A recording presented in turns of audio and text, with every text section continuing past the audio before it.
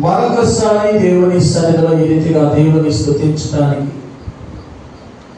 దేవుని గణపరచడానికి దేవుడు అనుగ్రహించిన ఈ శ్రేష్టమైన కృపను బట్టి దేవునికి మనము కృతజ్ఞతాస్తుతులను చెల్లించవలసిన వారమైన దేవుని స్తోత్రం. హల్లెలూయా. గడిచిన దినములన్నీ కాచి కాపాడి దేవుడు మనము, మన కుటుంబాలను, మన గ్రామాన్ని, పరిసర ప్రాంత ప్రజలను ఎంతగానో సురక్షితంగా దేవుడు కాచి కాపాడిన విధానం బట్టి దేవునికి కృతజ్ఞతాస్తుతులను చెల్లించవలసిన వారమై ఉన్నాం. దేవుని స్తోత్రం. హల్లెలూయా. దేవుని వాక్యంలో నా యందు మీరును మీ యందు నా మాటలు నిలిచి ఉన్న ఎడల మీకేది ఇష్టమో అడుగుడి, అది మీకు అనుగ్రహింపబడును అని చెప్పి ప్రియమైన దేవుని బిడ్డలారా, దేవుని వాక్యంలో ప్రభువు వారు సెలవిస్తున్నారు. ప్రియమైన దేవుని బిడ్డలారా, దేవుడే ఇక్కడ మాట్లాడుతున్నాడు శ్రేష్టమైన మాట. నా యందు మీరు, మీ యందు నా మాటలు నిలిచి ఉండాలి, నిలిచి ఉండాలి. ఈ రోజున నిలిచి ఉండలేనటువంటి పరిస్థితులు విశ్వాస జీవితంలో, భక్తి జీవితంలో, ప్రార్థనా జీవితంలో నిలిచి ఉండలేనటువంటి పరిస్థితులలో మనం ఉన్నాం. ఎక్కడ చూసినా ప్రియమైనటువంటి దేవుని బిడ్డలారా, క్రైస్తవ జీవితంలో, విశ్వాసములో, భక్తిలో నిలిచి ఉండలేనటువంటి పరిస్థితులు కనబడుతున్నాయి. కారణం ఏంటంటే పరిస్థితుల యొక్క ప్రభావాలు అలా ఉన్నాయి. పరిస్థితులు ఎక్కడ చూసినా భయంకరమైనటువంటి పరిస్థితులు కనబడుతూ ఉన్నాయి. కాబట్టి భక్తుడైన యాకోబు రాసినటువంటి పత్రికలో 5వ అధ్యాయం 7వ వచనంలో ఒక చక్కని మాటను మనం చూస్తాం. సహోదరులారా, ప్రభు రాకడ వరకు ఓపిక కలిగి ఉండుడి. చూడుడి, వ్యవసాయకుడు పలకని వర్షమును, కడవలి వర్షమును సమకూడు వరకు విలువైన భూఫలము కోసం ఓపికతో కాచుకొనుచు దాని కొరకు కనిపెట్టును కదా. ప్రభు రాకడ సమీపించుచున్నది కనుక మీరును ఓపిక కలిగి ఉండుడి. చాలు. ప్రభునందు ప్రియమైన దేవుని బిడ్డలారా, యాకోబు భక్తుడు, యేసుక్రీస్తు ప్రభువు వారి శిష్యుడు, దేవుని ఆత్మ ప్రేరేపణ చొప్పున వ్రాస్తున్నటువంటి మాటలు ఇవి. ఏంటి ఆ మాటలంటే, సహోదరులారా, ప్రభు రాకడ వరకు ఓపిక కలిగి ఉండాలి. ఎప్పటి వరకు అంట? ప్రభు రాకడ వరకు ఏం కలిగి ఉండాలి? ఓపిక కలిగి ఉండాలి. ఈ రోజున మానవుని యొక్క జీవితంలో ఓపిక లేని కనబడట్లేదు, ఓపిక కనబడట్లా. ప్రియమైనటువంటి దేవుని బిడ్డలారా, కానీ ఇక్కడ అంటున్నాడు, మనం ఎక్కడున్నాము అంటే దేవుని రాకడ దినములలో మనం ఉన్నాం. ఎప్పుడు దేవుని రాకడ వస్తుందో మనకు తెలియదు. ఎప్పుడు మన యొక్క పోకడొస్తుందో కూడా మనకు తెలియదు. కనుక ప్రియమైనటువంటి దేవుని బిడ్డలారా, దేవుని రాకడ దినం వరకు మనము ఓపిక కలిగి ఉండాలి. దేవుని స్తోత్రం చెప్పాలి. ఓపిక కలిగి ఉండాలి. అందుకనే వాక్యంలో మనం చూస్తున్నాం, దేవుని రాకడ సమీపించింది అని. మలాకి గ్రంథము 4వ అధ్యాయం 1వ వచనాన్ని ఒకసారి చదవండి.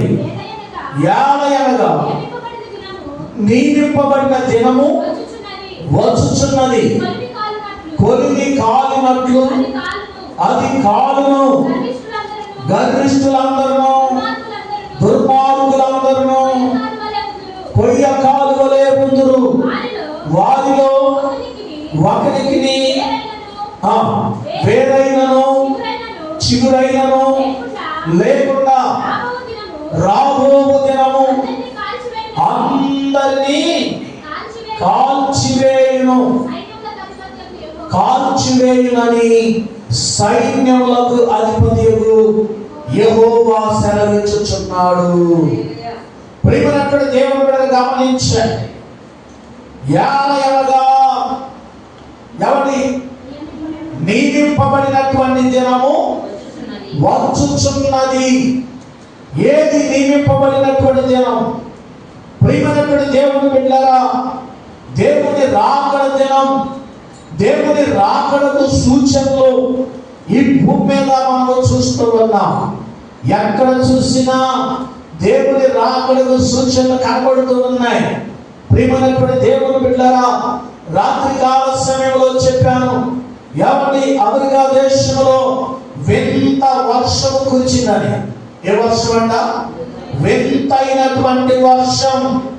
అవును ప్రియమైనటువంటి దేవుని బిడ్డలారా, ఆ వర్షానికి ప్రియమైనటువంటి దేవుని బిడ్డలారా, ఆకాశము నుండి రాలినటువంటి ప్రియమైనటువంటి దేవుని బిడ్డలారా భయోత్పాతములు అవి రాలినప్పుడంట నేలలోనికి 3 అడుగుల లోతుకు వెళ్ళిపోయింది అంట. దేవుడి స్తోత్రం చెప్పండి. 3 అడుగుల లోతుకు వెళ్ళింది. ప్రియమైనటువంటి దేవుని బిడ్డలారా గమనించండి. అంతేకాదు, ఒకనొక దేశంలో భయంకరమైనటువంటి తుఫాను. ఎంత తుఫాను అంటే ప్రియమైనటువంటి దేవుని బిడ్డలారా, గాలి కంట 50 కేజీల బరువు లోపల ఉన్నటువంటి వారు ఏమైపోయారు? గాలికి ఎగిరిపోతున్నటువంటి పరిస్థితులు కనబడుతూ ఉన్నాయి. ఎందుకు ఈ విషయాన్ని నేను జ్ఞాపకం చేస్తూ ఉన్నాను అంటే, ప్రియమైనటువంటి దేవుని బిడ్డలారా, దేవుని రాకడకు సూచనలు కనబడుతూ ఉన్నాయి. ఎప్పుడు దేవుని రాకడ వస్తుందో మనకి తెలియదండి. నేను ఒక వార్త ఏంటంటే, హైదరాబాద్లో ఒక డాక్టర్ గారికి కరోనా వచ్చిందంట. కలవరపడిపోతూ ఉన్నారు.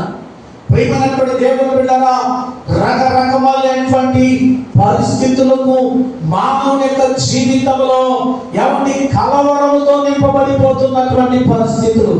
ఎక్కడ చూసినా కలవరం, ఎక్కడ చూసినా ప్రియమైనటువంటి దేవుని బిడ్డలారా నెమ్మది లేనటువంటి పరిస్థితులు ఈ భూమి మీద కనబడుతూ ఉన్నాయి. ఏ సమయంలో ఏది జరుగుతుందో తెలియనటువంటి పరిస్థితి అండి. కనుక దేవుని రాకడ సమీపిస్తున్నటువంటి దినములలో మనం ఉన్నాం. కనబోర స్వరము ధ్వనించబోతూ ఉంది. ప్రియుడైనటువంటి యేసుక్రీస్తు ప్రభువు వారి యొక్క ఆయన స్వరము వినబడేటువంటి సమయము సమీపిస్తుంది. ఎప్పుడైతే కడబోర స్వరము ధ్వనిస్తుందో, ప్రియమైనటువంటి దేవుని బిడ్డలారా, ఎవరైతే దేవుని రాకడ కోసము సిద్ధపడినటువంటి వారుగా ఉంటారో వారు మాత్రమే ఎత్తబడతారు. సిద్ధపడనటువంటి వారు విడవబడతారని వాక్యంలో మనం చూస్తాం. మత్తయి సువార్త 25వ అధ్యాయం 1వ వచనంలో మనం చూస్తాం, పరలోక రాజ్యము తమ దివిటీలు పట్టుకొని పెళ్లి కుమారుని ఎదుర్కొని బయలుదేరిన 10 మంది కన్యకలను పోలి ఉన్నది. వీరిలో 5 బుద్ధి లేని వారు, 5 బుద్ధి కలిగినటువంటి వారు. బుద్ధి లేని వారు తమ దివిటీలను పట్టుకొని తమతో కూడా నూనె తీసుకొని పోలేదు. బుద్ధి కలిగినటువంటి వారు తమ దివిటీలతో కూడా సిద్ధులలో నూనె తీసుకొని పోయి పెళ్లి కుమారుడు ఆలస్యము చేయగా వారందరూ కునికి నిద్రించుచుండరి. అర్ధరాత్రి వేళ ఇదిగో పెళ్లి కుమారుడు అతనిని ఎదుర్కొన్న రండి అని కేక వినబడెను. అప్పుడు ఆ కన్యకలందరూ లేచి తమ దివిటీలను చక్కపరిచిరి. కానీ బుద్ధి లేని ఆ కన్యకలు మా దివిటీలు ఆరిపోవచ్చున్నవి కనుక మీ నూనెలో కొంచెము మాకివ్వుడని అందుకు బుద్ధి కలిగినటువంటి కన్యకులు మాకును మీకును ఇది చాలదేమో, మీరు అమ్మవారి వద్దకు వెళ్ళి కొనుక్కొనుడని చెప్పిరి. వారు కొనబోచుండగా పెళ్లి కుమారుడు వచ్చెను. సిద్ధపడినటువంటి వారు అతనితో కూడా పెళ్లి విందుకు లోపలికి పోయి అంతటా తలుపు వేయబడెను. ఆ తరువాత తక్కిన కన్యకలు వచ్చి అయ్యా అయ్యా మాకు తలుపు తీయమని అడుగగా అతడు మిమ్మును నేను ఎరగనని మీతో నిశ్చయముగా చెప్పుచున్నాను అని చాలు. దేవుని స్తోత్రం. హల్లెలూయా హల్లెలూయా. ప్రియమైనటువంటి దేవుని బిడ్డలారా, పరలోక రాజ్యాన్ని గురించి ఇక్కడ చెబుతున్నాడు. యేసుక్రీస్తు ప్రభువు వారు చెబుతూ ఉన్నటువంటి ఒక ప్రియమైనటువంటి దేవుని బిడ్డల ఉపమానం. పరలోక రాజ్యం ఎలాగుందంట చెప్పండి, ఎలాగుంది? చదవండి. మొదట వచ్చిన పరలోక రాజ్యము తమ దివిటీలు పట్టుకొని పెళ్లి కుమారుని ఎదుర్కొంటకు బయలుదేరిన 10 మంది కన్యకలను పోలి ఉన్నది. ఎలా ఉందంట? తమ దివిటీలు పట్టుకొని ఉన్న 10 మంది కన్యకలను పోలి ఉన్నది. ఈ 10 మంది కన్యకలు కూడా ఎలాంటి వారంటే దేవుని మందిరానికి వచ్చేటువంటి వారే. ప్రియమైనటువంటి దేవుని బిడ్డలారా, దేవుని మందిరానికి వచ్చేటువంటి వారే. కానీ వారిలో 5 అంట వారితో కూడా నూనెను తీసుకొని రాలేదు. ఏం తీసుకొని రాలా? నూనె తీసుకొని రాలా. ప్రియమైనటువంటి దేవుని బిడ్డలారా, ఒకసారి గమనించినట్లయితే నూనె దేనికి సాదృశ్యం అంటే చెప్పండి, దేవుని వాక్యానికి సాదృశ్యంగా చెప్పవచ్చు, ప్రార్థనకు సాదృశ్యంగా చెప్పవచ్చు, పరిశుద్ధాత్మకు సాదృశ్యంగా చెప్పవచ్చు. దేవుని స్తోత్రం చెప్పండి. హల్లెలూయా హల్లెలూయా. అవును ప్రియమైనటువంటి దేవుని బిడ్డలారా, 10 మంది కన్యకలు దేవుని మందిరంలోనికి వచ్చేవారు. కానీ వచ్చేటప్పుడు ఈ 10 మందిలో 5 చెప్పండి బుద్ధి లేని వారని వ్రాయబడింది. ఈ బుద్ధి లేనటువంటి వారు ఏం చేయాలంట? వారితో కూడా నూనె తీసుకొని రాలి, వారితో కూడా బైబిల్ తీసుకొని రాలి. చాలా మంది బైబిల్ తీసుకొని రాలి. బైబిల్ తీసుకొని రావడానికి కొంతమందికి సిగ్గు. ఒకరోజు నాకు ఆమె బైబిల్ చేతిలో పెట్టుకుని తీసుకొస్తుంది బైబిల్. నేను బైబిల్ అనుకోలే, ఏంటమ్మా అన్న బైబిల్ అండి అని. ప్రియమైనటువంటి దేవుని బిడ్డలారా, దేవుని మందిరంలోనికి బైబిల్ తీసుకొని రావడానికి సిగ్గుపడటం ఎంత దౌర్భాగ్యం. దేవుని మందిరానికి వచ్చేటువంటి ప్రతి ఒక్కరి హస్తంలో ఏముండాలి? బైబిల్ ఉండాలి. కత్తి లేకుండా ఎవడైనా కోతకెళ్తాడా? కోతకి వెళ్ళేటువంటి వాడు ఏం చేస్తాడు? తప్పకుండా కొడవలు తీసుకొని వెళ్తాడు. ప్రియమైనటువంటి దేవుని బిడ్డలారా, ఇప్పుడు ఏమైపోయింది అంటే బైబిల్ కాదు, బైబిల్ కూడా ఎక్కడ ఉంటే సెల్ ఫోన్లో ఉంటుంది. నేను చూశాను, మరి అది ఏ దేశమో నాకు తెలియదు, కానీ వారందరూ నల్లగా ఉన్నారు. ఆరాధన జరుగుతూ ఉంది. ప్రియమైనటువంటి దేవుని బిడ్డలారా, ఆరాధన జరుగుతూ ఉంది. వాక్యం, దైవజనులు వాక్యం చెబుతుంటే అందరూ కూడా సెల్ ఫోన్లో చూస్తూ ఉన్నారు వాక్యం. ఒక సహోదరు వచ్చి వాళ్ళ దగ్గర సెల్ ఫోన్ తీసేసుకుని బైబిల్ ఇచ్చింది. ఎవరైతే సెల్ ఫోన్లో చూస్తూ ఉన్నారో అందరు సెల్ ఫోన్లో తీసుకెళ్ళిపోయింది. వారందరికి ఏమిచ్చి చెప్పండి? బైబిల్ ఇచ్చారు. బైబిల్కు ఉన్నటువంటి ప్రాధాన్యత ఏంటో తెలుసా? బైబిల్ మీద ఏమని రాయకూడదు? పరిశుద్ధ గ్రంథం. దేవుడి స్తోత్రం చెప్పండి. ఏ గ్రంథం మీద పరిశుద్ధ గ్రంథం అని రాయబడలేదండి. మన బైబిల్ మీద మాత్రమే పరిశుద్ధ గ్రంథం అని రాయబడింది. పిల్లరా, ఈ పరిశుద్ధ గ్రంథాన్ని గురించి ప్రియమైనటువంటి దేవుని బిడ్డలారా గమనించండి. 3 సార్లు గిన్నిస్ రికార్డు సాధించిన బైబిల్. దేవుని స్తోత్రం చెప్పండి. ఎన్నిసార్లు? 3 సార్లు గిన్నిస్ బుక్ లో రాయబడింది. ప్రియమైనటువంటి దేవుని బిడ్డలారా, గిన్నిస్ బుక్ రికార్డు సాధించినటువంటి గ్రంథం 3 సార్లు ఉందంటే అది బైబిల్ గ్రంథం ఒకటే. దేవునికి స్తోత్రం చెప్పాలి. హల్లెలూయా, హల్లెలూయా. కనుక ప్రియమైనటువంటి దేవుని బిడ్డలారా, పరిశుద్ధ గ్రంథమైనటువంటి బైబిల్ని జాగ్రత్తగా మనము బైబిల్ని మనం ఉపయోగించుకోవాలి. దేవుని స్తోత్రం చెప్పాలి. అది చిత్తు పుస్తకం కాదు, లేకపోతే ఏదేదో పెట్టుకోవటానికి అది ఒక పాకెట్ లాంటిది కాదు. ప్రియమైన దేవుని బిడ్డలారా, పరిశుద్ధ గ్రంథాన్ని జాగ్రత్తగా మనం పట్టుకోవాలి. వీరు దేవుని మందిరానికి వెళుతున్నారు, కానీ వారు వెళుతున్నప్పుడు వారు ఏం తీసుకొని వెళ్ళలేదట?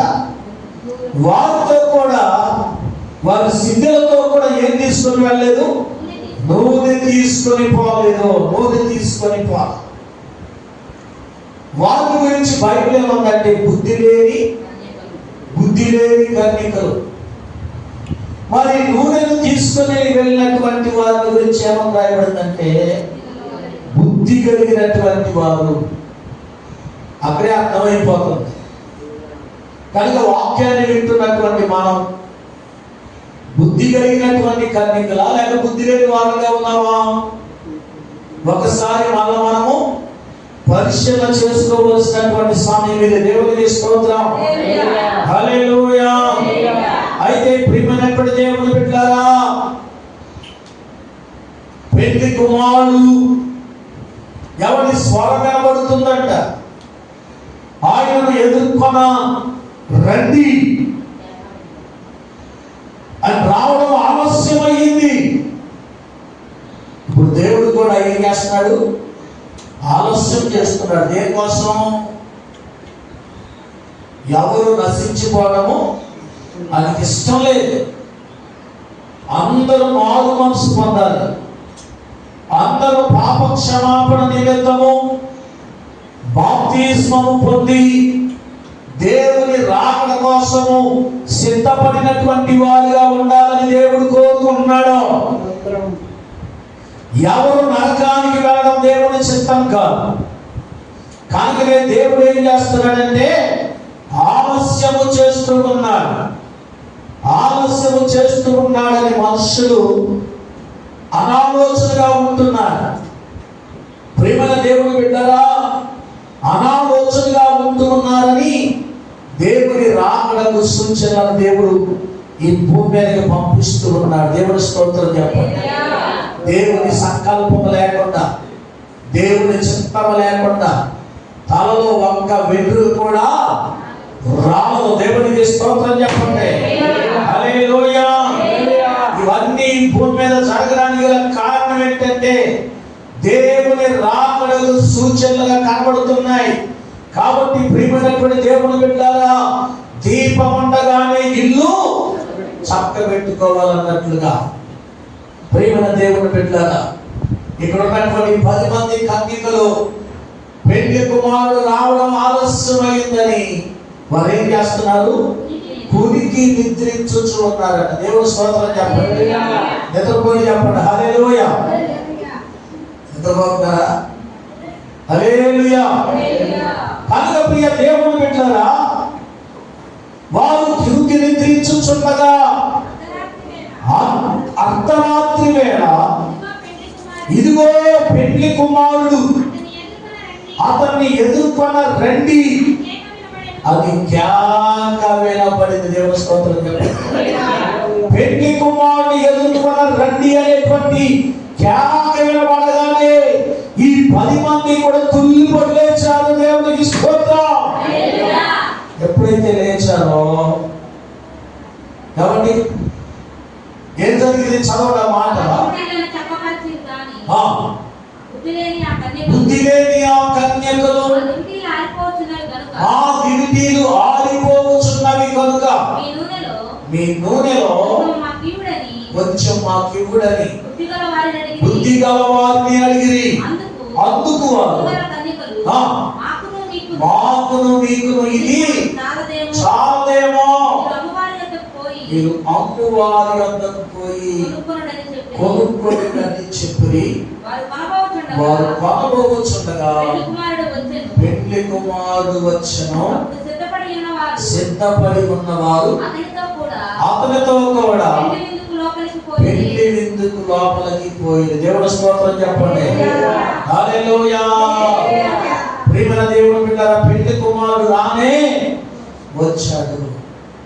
ఆ సిద్ధపడినటువంటి ఆ 5గురిని మాత్రం తీసుకొని వెళ్ళిపోయి తలుపులు వేసేసారట. మీరు వెళ్ళారు బుద్ధి లేని వారు. అయ్యా అయ్యా మాకు తలుపు తీయమంటే ఆయన అన్నాడు, మీరు ఎవరో నాకు తెలియదు. ఎంత దౌర్భాగ్యపు పరిస్థితి ప్రియమైన దేవుని బిడ్డలారా. ఎంత భక్తి చేసి కాబట్టి చాలా మంది చెబుతూ ఉంటారు, నేను యేసుక్రీస్తు ప్రభువు వారిని నమ్ముకుని 40 సంవత్సరాలు అయిందని, ఒకరు 30 సంవత్సరాలు అయింది, 20 సంవత్సరాలు అయిందని వారు సర్వీసు చెప్పేటువంటి వారుగా ఉన్నారు. కానీ ఎంత భక్తి చేసి చివరికి ప్రేమైనటువంటి దేవుని బిడ్డలారా, మీరెవరో నాకు తెలియదు అనేటువంటి చెప్పించుకునేటువంటి ఆ దౌర్భాగ్యపు స్థితి ఎంత మాత్రము మనం తెచ్చుకోకూడదు. కాబట్టి దేవుని సన్నిధిలో దేవుని వాక్యం సెలవిస్తుంది, ఏమనగా ఎవరి ఆ దినము సమీపించుచున్నది అన్నాడు. ఏమనగా నియమింపబడిన దినము వచ్చుచున్నది, కొలిమి కాలునట్లు అది కాలును, గర్విష్ఠులందరూ దుర్మార్గులందరూ కొయ్య కాలువలే ఉంటారు. వారిలో ఒకరికి వేరైనను చిగురైనను లేకుండా రాబో దినము కాల్చివేయనని సైన్యములకు అధిపతి యెహోవా సెలవిచ్చుచున్నాడు. ప్రియమైన దేవుని బిడ్డ అన్నాడు, గర్విష్ఠులందరూ దుర్మార్గులందరూ. ఈ రోజున ఎంత గర్వం అంటే కొంతమందికి. ప్రియమైనటువంటి దేవుని బిడ్డలారా, గర్వించేటువంటి వారు కొందరు, దుర్మార్గంగా ప్రవర్తించేటువంటి వారు మరికొందరు. వారందరూ ఏమైపోతారంట? కొయ్య కాలువలే ఉంటారు. వారికి ఏం లేదు, వేరైనను చిగురైనను లే. ప్రియమైనటువంటి దేవుని బిడ్డలారా, దేవుని సన్నిధిలో వారికి ఏమి లేదు, వేరు లేదు, చిగురు లేదు. వారి జీవితంలో ఎంత మాత్రము వారి జీవితంలో ఫలించేటువంటి అనుభవాలు లేకుండా పోయింది.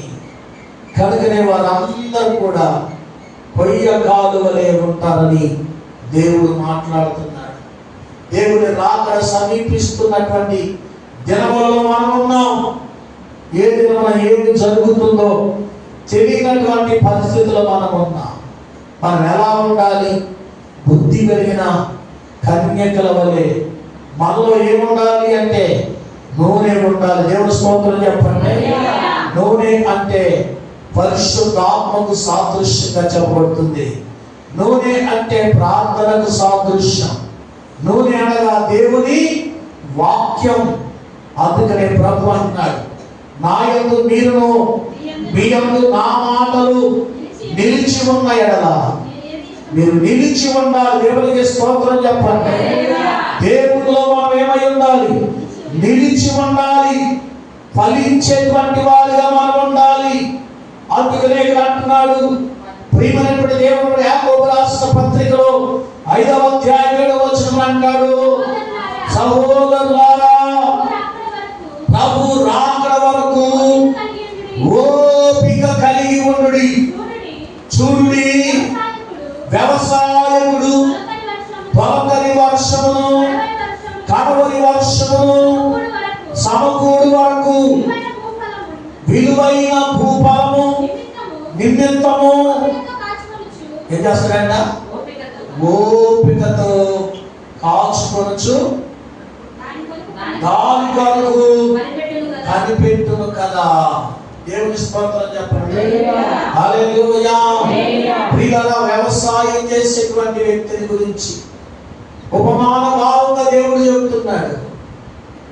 అతడు ఎలా ఉంటాడంట? తొలకరి వాన కడవరి వాన సమకూడే అంతవరకు. దేవుని స్తోత్రం చెప్పండి. ఇప్పుడు మనం ఎక్కడున్నాం? తొలకరి వానలు కురిసే సమయం. దేవుని స్తోత్రం. హల్లెలూయా. ప్రియమైనటువంటి దేవుని బిడ్డలారా, తొలకరి వాన కడవరి వాన సమకూడే అంతవరకు ఎలా ఉంటాడు వ్యవసాయకుడు? ఓపికతో ఉంటాడు. ఎంత ఓపిక, ఎంత సహనం. ప్రియమైనటువంటి దేవుని బిడ్డలారా, పంట పండడం అంటే సామాన్యమైనటువంటి విషయము కాదండి. పంట పండడం అంటే సామాన్యమైన విషయం కాదు. పంట పండాలంటే ఎంత కష్టపడాలో, ఎంత శ్రమ పొందాలో అది వ్యవసాయుడు చేసేటువంటి వారికి తెలుసు. దేవుని స్తోత్రం. అందుకే ప్రకటన గ్రంథంలో అంటాడు, మీ కష్టమును, మీ సహనమును, మీ ఓర్పును నేను ఎరుగుదును అంటాడు. దేవుని స్తోత్రం చెప్పండి. హల్లెలూయా. ఎవరితో మాట్లాడుతున్నాడు? సంఘముతో మాట్లాడుతున్నాడు. అక్కడ నీ క్రియలను, నీ కష్టమును, మీ సహనమును నేను ఎరుగుదును.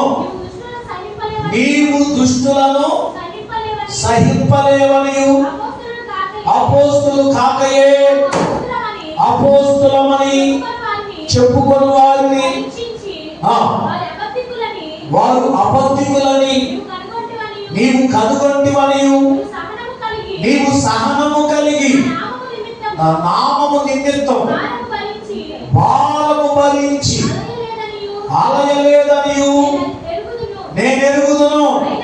ఆయనను మొదట నీకుండిన ప్రేమను నీవు వదలితివని నేను నీ మీద తప్పు ఒకటి మోపవలసి ఉన్నది.